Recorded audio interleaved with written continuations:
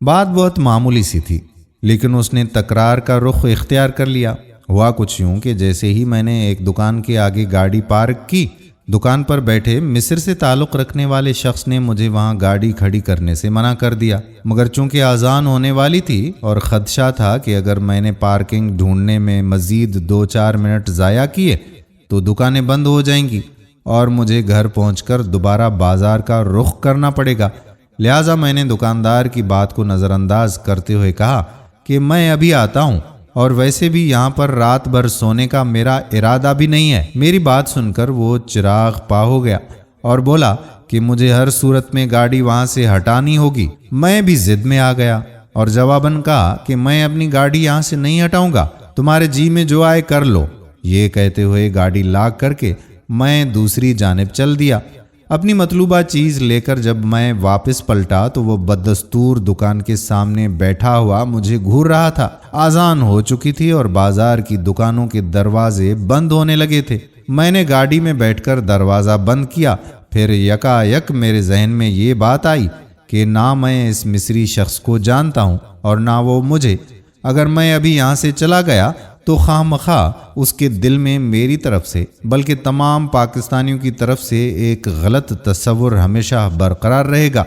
लिहाजा क्यों ना मैं पहल करते हुए उससे अपने रवैये की माफ़ी मांग लूँ। इस ख्याल के आते ही मैं अपनी गाड़ी से उतरा और उस मिस्री शख्स के पास पहुंचकर कहा कि मेरे भाई, अगर तुम्हें मेरी कोई बात बुरी लगी है तो मुझे माफ़ कर दो, क्योंकि गलती मेरी ही है।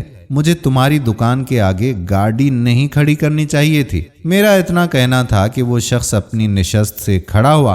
पहले तो उसने मेरे हाथ चूमे, फिर माथे पर बोसा दिया और इसके बाद ज़ारो कतार रोना शुरू कर दिया।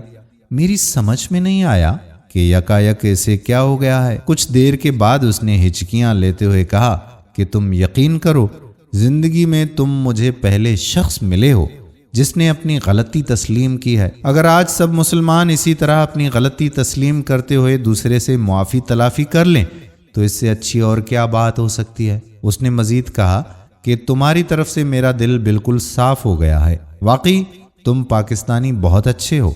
अब रोने की बारी मेरी थी कि मेरे ज़रा से झुकने से उसने ना सिर्फ मुझे बल्कि पूरी कौम को अच्छा करार दे दिया। दोस्तों, जहाँ कहीं भी जाएं तो आप भी इसी तरह से ही करें, क्योंकि आपको अपनी कौम का वक़ार बुलंद करना है।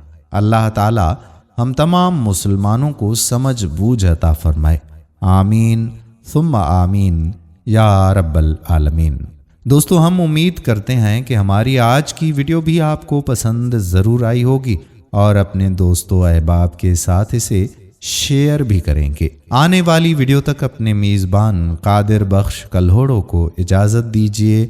अल्लाह हाफ़िज़।